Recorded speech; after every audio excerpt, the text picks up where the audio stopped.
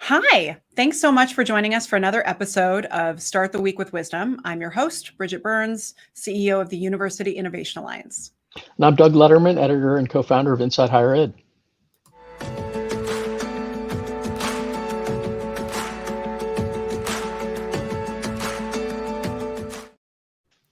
I am so excited for us today to have this rich conversation. And for those of you at home who are familiar, Weekly Wisdom is a show that happens hopefully typically once a week, where we get a chance to surface and listen and learn from a thought leader in the field, a leader in an institution or at a system, who can help us kind of think about leadership, share a bit about their journey, how they have traversed higher education. And our goal is that this gives you something hopeful and optimistic to start this week ahead. And so today is definitely going to be one of those episodes. Yeah, we're joined today by President Thomas Parham from California State University, Dominguez Hills. He's been in that role for almost 5 years, since 2018, after spending several decades at the other big system in California, the University of California, Irvine. Welcome, President Parham. Thank you so much. Hello to Bridget and to Doug. Thank you for having me. I'm honored and flattered to be here. Well, we're really excited to learn from you today. And for those of you who are not familiar, yes, you were previously at UC Irvine, but I think one of the pieces that we really find interesting is just how deep and rich your academic background has been. And also you have extensive experience in student affairs. And now getting a chance to serve as a president in this unique moment in time, it seems like you were perfectly prepared for this moment in terms of navigating and leading an institution as interesting as CSU Dominguez Hills. So we're going to hopefully kick it off by just hearing from you a little bit about your journey and what's been most useful. So the first thing I want to ask you is you have had an extensive experience and a background, and I want to know if there was any one experience you've had that you think most accurately prepared you for the presidency. And if the answer is none, that's fine too. So the experience that probably prepared me for the presidency goes back to my time, I think, at the University of California, Irvine, where I served as a senior executive on the cabinet of both Michael Drake, who was chancellor then, as well as Howard Gilman.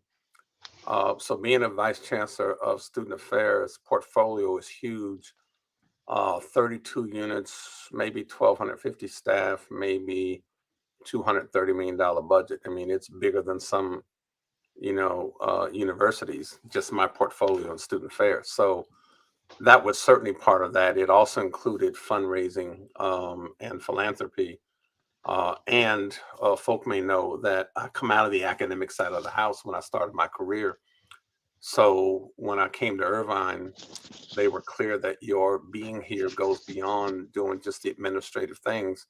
You can feel free to do your teaching and your clinical work. So I've done really a combination of those 5 things. I've done teaching, my clinical work, my scholarship, been able to consult far and wide, and then, of course, the administration. So it's that versatility that has probably best prepared me. And lastly, I'll say it goes back to an old adage I got from my first mentor, who was the great Dr. Joe White, whose picture I have behind me here, that you can see in the corner of the screen. What Dr. White taught me, he said the key to mental health, particularly for a young Black man, is always having a broad range of choices and options. So you never know where your opportunities will be, but prepare yourself to be excellent across multiple domains. So when I went to grad school, when I've accessed the professional plateaus for opportunity, it has always been about trying to produce excellence across multiple domains. And that's helped to prepare me, I think, for the rigors of doing this university presidency now. Some of the key decision points that people face as they move through the academy is whether to leave, especially if they come up on the academic side, is to leave and go into administration. And I'm curious if you can sort of give us a sense. I mean, there's obviously a historical path where people go from professor to department chair to dean, et cetera. When did you make the pivot, and what were the what were the choices you made? What were the factors that influenced you in making that move? So I should say, I think when I started out my career at the University of Pennsylvania, loved the position. Even though I didn't find out until after I arrived that I was the first, they said, African American academic psychologist Penn had ever hired in its 200 something year history after it was founded by Ben Franklin.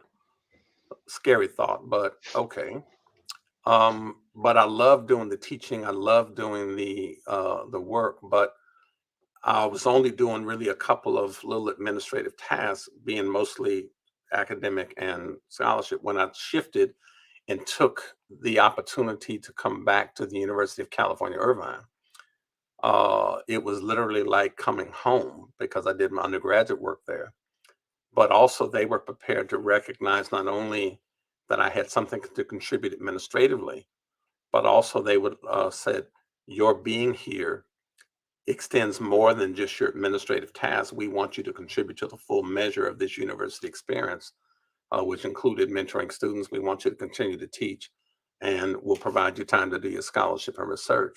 So I was doing the full range of things from academic instruction, administration, clinical work, teaching, and my scholarship, um, and doing consulting every now and then. So it was that versatility that was there. The administration piece was very critical in that because you're managing units, working with people, and actually more tactical in terms of delivering service to folk.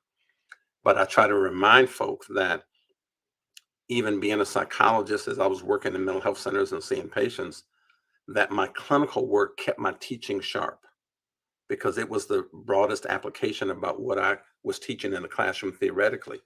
But my teaching kept my practice sharp and my administration sharp because it was the way to apply the theoretical concepts that were the conceptual template that I used to create. And you could then manifest those every day in the way in which you both serve the student and the campus community, but also worked in just providing administrative services to the entire campus community. But I loved it. I love that you're modeling the a path to going deep and broad in terms of some folks can just be super focused and narrow, but that you go deep throughout the administration, your experience, and also academically. I just feel like this is a good model because we always asked for good examples for leadership pathways that will help people kind of think differently about the approach to the presidency. So I love that, but I also want to ask you a pretty basic question, which is, so we've just covered that you have quite a few things that have prepared you for the presidency. We both have had a chance to work closely with Michael Drake and respect him immensely. But I'm wondering if you had to give yourself advice, if you had to go back to 2018 when you first get named, or if you think about when you step into that role, is there any one thing that was most surprising to you about the presidency, despite all the preparation and all the exposure you've had to these leadership roles? Is there any one thing that, people should really think about preparing for, or that was just caught you off guard? Yeah, it's a good question, Bridget. I don't know that it necessarily was a surprise because I think I got prepared pretty well throughout, from my first mentor to Horace Mitchell, who was the vice chancellor at Irvine, who then recruited me to come back when I was a professor at Penn, to when I later became the vice chancellor under Michael Drake, to moving forward. But working with Michael Drake was like watching, I think, what is a consummate administrator and educator who himself was a hybrid, being both a National Academy of Sciences physician, as well as a senior administrator who was just magnificent in the way in which he worked. And Michael Drake taught me a fundamental lesson. He said there's a big difference between A and A plus. And first I had to take a back, and then I thought about that, and I said, you're right. It's about always going that extra mile to produce the quality, to be able to serve other people in a different way, to be able to achieve a level of excellence that goes beyond even what people expect. And that certainly has served me well, I think, in moving into the presidency. But what's also true about, leadership, and this is, I think, what's true about my own path. I've always been Bridget and Doug, a reluctant leader. I remember Andrew Young, one of Dr. King's disciples, argued one time. I saw him in a presentation, a speech he did down south. He said he always learned to distrust people who always sought leadership. Because if you really understood what leadership entailed and what it was about, you'd be a reluctant leader. But you always understand that you would then yield to that resistance and let it give way to both the opportunity, but the task of being able to serve a community who needs what it is that you have to offer. And so even in the rituals of my inauguration as president, I was pulled into the room by two children who then said, before I even put on my academic, regalia, et cetera, because it was always a reminder that even being a reluctant leader, that reluctance has to give way to an understanding that you have an asset that the community needs and wants, and you need to be able to serve the community in that particular way. And so that ritual was even baked into what it is that we did. But it's that level of presidency that was there, or level of preparation, I should say, of being that reluctant leader, that I think helped to position me in a way that I could still try to produce excellence, but I really was coming as a servant leader, not to be served, but to serve as a senior academic administrator and chief executive. Digging into that reluctance, you said before we came on that you had been approached about presidencies for quite a while and didn't take them. What ultimately got you over that hump, and how important was the fact that it was at an institution like that's part of the Cal State system, which is definitely has a a real mission orientation to those jobs, and somewhat different from the research institutions that you'd worked at before? So, good question, Doug. Before, I think when you are a senior executive, uh, being a vice chancellor at the University of California, Irvine, puts you on the radar screen of folk. And you're getting nominated from people who know you administratively. There's some people who know you academically or through your research. So the nominations are coming from those places. And then once you get on the radar screen, you're just on the radar screen for these executive search firms who just come at you for positions that were in HBCUs. There were positions in Big Ten universities. There were positions in small regional comprehensives. They were, all over the country. But why this one? One, it was the nomination that I received from a couple of folk. Second, it was the fit. And the fit was both the Cal State University system, which, by the way, is the largest system of public higher education in all of America, which I knew, even coming from a UC campus, which I knew was probably the #1 research university in the world. But it's a whole different culture in UC, I think, than it is in the Cal State. But also it was part and parcel to this Dominguez Hills campus, particularly, that has a demographic composition that is 87% students of color. It has 66% Latinx kids at that time. So second most probably in the whole state of California, about 12% Black folk. That's the largest percentage of African-American people of any public university in the state of California.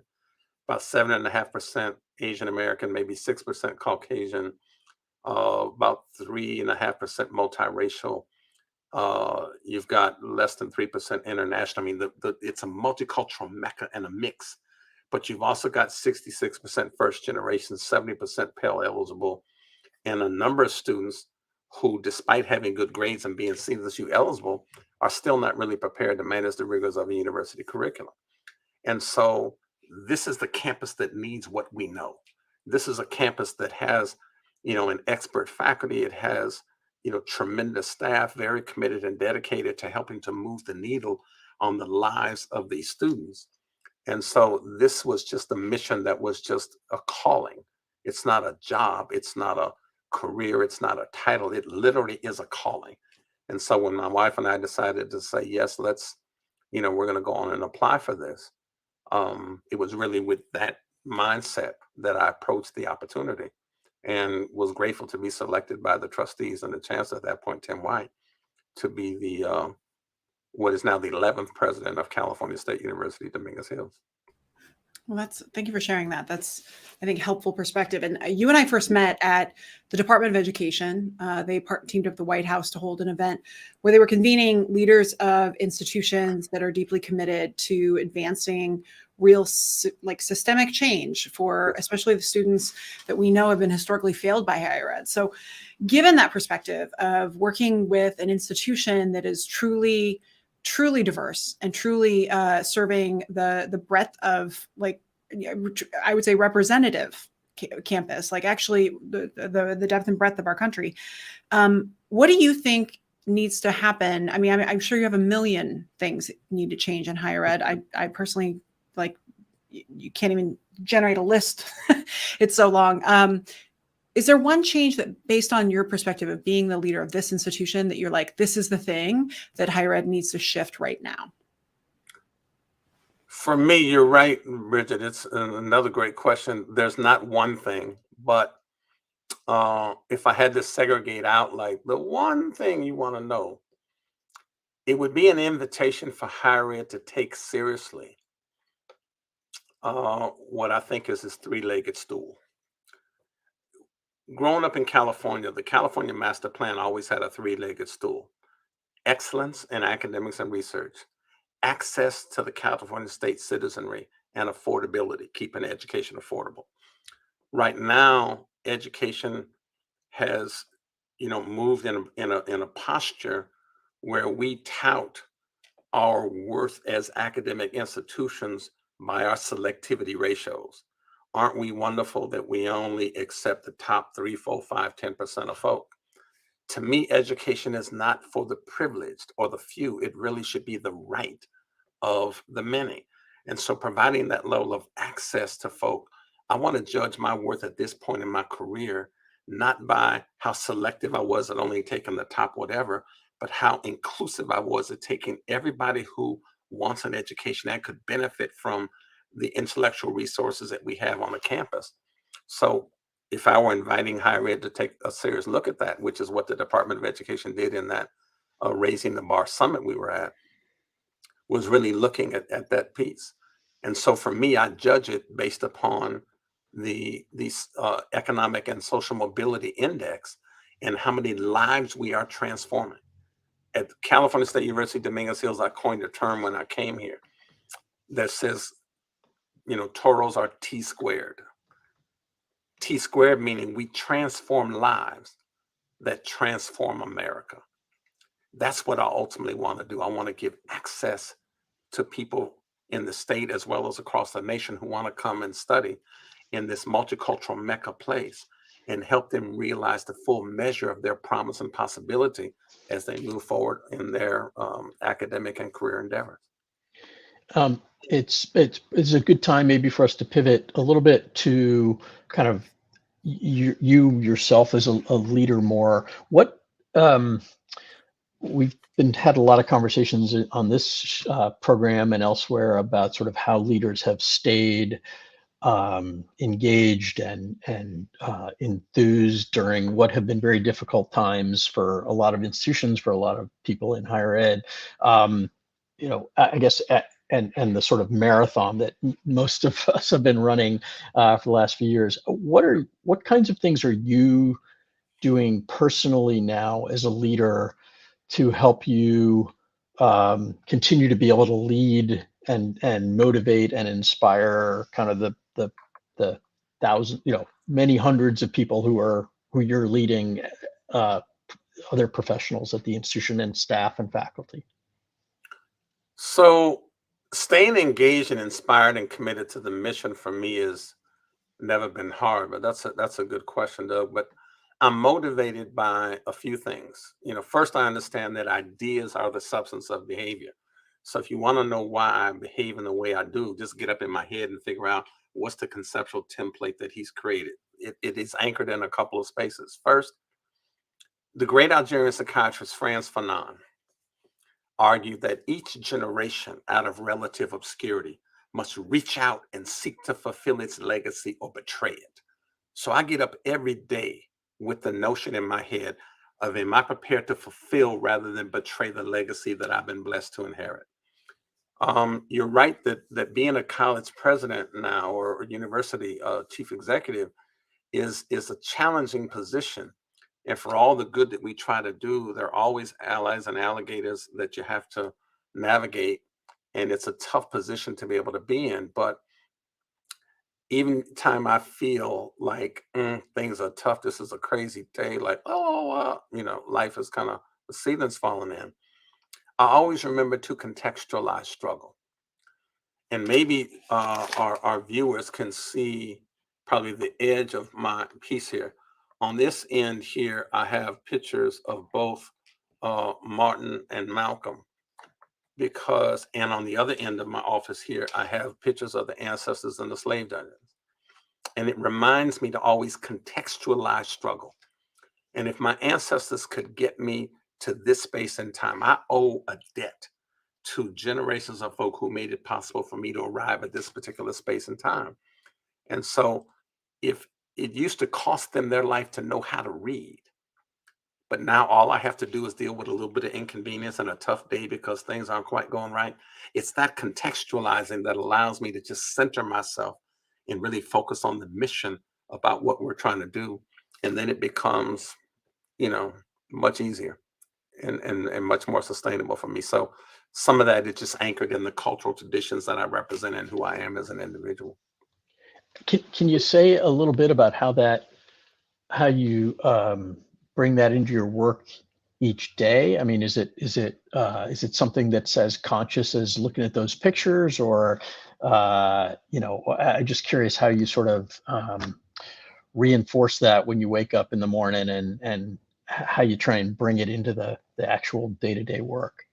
Great question. So an invitation to be more pragmatic. So for me, if ideas are the substance of behavior, then the value system that comes out of my cultural worldview drives a lot of what I do.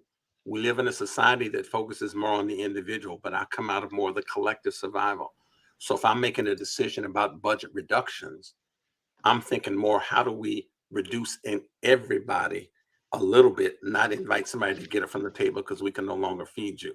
It's those kind of things that we do. When I'm thinking about my students and trying to focus on the least of these, when I think about my position as a president, that's why I'm so fond of really claiming that title of being a servant leader, because I come to serve, not to be exalted or crowned as this president or chief executive. That's an interesting title that is what I do, but not necessarily who I am at the core of my being. So those are the things that make a difference. When I think about the way in which we try to work with students, try to provide them with the resources, the way we want to celebrate our faculty, I'm very clear when I go places, as presidents get a lot of accolade too. I tell them that a real leader fundamentally is only as good as the work produced by the people who work with and for them. And one of the great surprises for me at Cal State University Dominguez Hills, which for years has been neglected, I think, by the state and even in some cases the system of the California State University. One of the great surprises is I didn't have to invent excellence when I came. We certainly have tried to do some of that and produce excellence, but I simply had to uncover and reveal the excellence that was already here. And so that's one of the most exciting things that a chief executive can do, is be able to highlight the tremendous faculty we have, the dedicated, committed staff, the students that we have. I mean, that's the really magic behind what we do. And it's really helping the community really understand it and embrace it.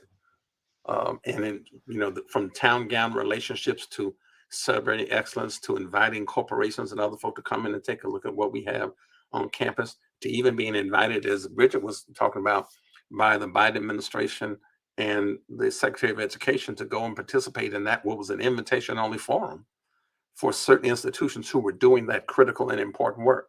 I like being known for that, not our selectivity ratios. Is there, you shared a little bit about advice that you've been given, but I'm wondering if there's any other touchstone piece of advice you rely upon that another person gave you that you repeat most often. So I continue to mentor students at this age, who are in their own, growth periods from freshmen at 17 to, you know, uh, middle-aged folk who are going through their college careers, even at this latter stage of their lives. I try to mentor young professionals, but there are a couple pieces of advice I think that the great Joe White, who you see here, provided me. First of all, he said to me, produce excellence, and excellence will bring you opportunity. And he told me one day, he said, you will not have to tell anybody how smart you are or how brilliant you think you can be. Just produce excellence and opportunity will come. So I tell people produce excellence. I tell them the same advice I shared earlier, which is the key to mental health is always having a broad range of choices and options. I also come with a mindset of being an individual as a person of color who found it hard in some cases to see myself reflected in the academy in ways in which were very significant in the years that I came through. And I've been doing this a lot of years. But one of the things Joe White taught me, he said, be very careful about seeking validation from your oppressor. So if you have systems that oppress you, if you have people who oppress you, the problem is not that they have a critical opinion of you. The problem is that you give a darn about what they think in the first place. So as I'm thinking about that, and it isn't that you come with this negative chip on your shoulder, but you come with more of an affirmed sense of yourself, that you have a level of self-determination that you can engage in that allows you to define and frame the discourse about what ought to go on in situations or in your life. But also it allows you to have a more fundamental respect for the dignity and humanity of everybody who's a member of the human family, which I think is what's fundamentally important. So I can be as celebrated in all of my African centeredness, but be as good about celebrating someone for their, being white, being Latino, being Asian, being Indian, being international, whatever it might be, being man, woman, heterosexual or not, disability challenged or not, whatever it is, that's a demographic that describes you. But fundamentally, we're all human at the core. And that's what that allows us to be able to respect and represent. I love that. Yeah, your worth is not up for debate. That's really great advice. I guess the last question I wanted to ask, because we did chat about this prior, is if there is a book that you recommend most frequently that has been most useful to you as a leader. Good question. Yeah, I have a couple of those I like to recommend. So the first book that I like as an administrator that I found to be very helpful is Collins's book on Good to Great. Really love that book. Embrace it a lot. It's very, it's got a good conceptual grounding and template, but it's very pragmatic too. So Collins, I think, did an excellent book, and I've referred that to lots of people. But I also love a book that was done by John Hope Bryant. And if you haven't read John Hope Bryant, it's a book called Love Leadership. And the subtitle of the text, I might be getting wrong as I paraphrase this, but it's How to Lead in a Fear-Based World. What he argues is that, love works and fear fails. And there are a lot of people who get into leadership positions who lead by fear. The sky's falling, so you have to trust me. I'm the only one who can save it. I'm like, blah, blah, blah. And he's like, no. He's like, being in those spaces is love leadership is what you need to do. And in some of that love, you've also got to be willing as a leader to be vulnerable. Vulnerability is where your power is. And that concept aligns so much, I think, with my own thinking as a psychologist, because as I was seeing patients for years and clients, I would oftentimes talk to them where they would come in their most vulnerable states. And I should, I argued with them in the same way that Cornel West argues with us to say that we should never allow misery to have the last word. So the fact that they were in my office really talking about their piece was great. But I also told them that you will never find out how strong you can be, Bridget and Doug, until your moment of greatest vulnerability. Because strength is not measured at the zero line forward. Strength is measured when you got to go all the way back to a negative 2, 4, 6, 8 in your life, and then come all the way back into this side to a positive 8. That's where you find out how strong you can be. And that was another principle that was reinforced in that book on love leadership that I think would serve administrators well. You will never find out how strong you can be, even as a university leader, until you get to your moment of greatest vulnerability. Oh man, that's the best way to end. That was so great. Thank you for sharing that real rich and deep wisdom. And we're getting some love, and you saw the comments that we're getting from folks who are enjoying this. So thank you for sharing that. I was just going to add that I don't know if you know that Good to Great has an edition which is for the social sector, that is for nonprofits and in general. Sometimes some of the stuff for folks who struggle with making that connection between the private sector, that is another piece, and it's a really short piece. But I love that, and I love especially a sector that if there was a cultural touchstone that we have most consistently, it would be scarcity or the perception of it. I think, which is totally connected to fear. I think your advice is like the perfect way for us to end the day. And yep, we're hearing great stuff. Thank you for the comments. I'm glad. And even as everybody is now interested in being more culturally engaged, I'd also invite them to take a look at one of my favorite scholars, obviously, is Cornel Weston and his work. But also anything by him, Race Matters is a great piece to do. But also I'd recommend Michael Eric Dyson's piece, where he talks about tears we cannot stop. And the subtitle of that is My Sermon to White America. And it's how we learn to live together and cross some of this racial divide that is so, contaminating our country right now. And I think that if higher education has a role that is significant, is so that these issues become the topics of critical discourse and analysis that we talk about. But if anybody can get it right, we can in higher education, as we try to help not only students we train, communities that we engage, to how to learn how to better respect the dignity and humanity of our fellow human beings. Boom, mic drop moment. I love it. These are great. These are great recommendations, and we're so grateful for you spending the time with us today. And I feel like it's always an opportunity to shine a light on leaders that you can tell I'm going to see a lot more of you everywhere. I think folks really are looking for true leadership and true wisdom, and I think that you clearly have both. And so thank you for spending this time with us today. And Doug, thanks as always for being an excellent co-host. And for those of you at home, we look forward to seeing you for our next episode. Thank you.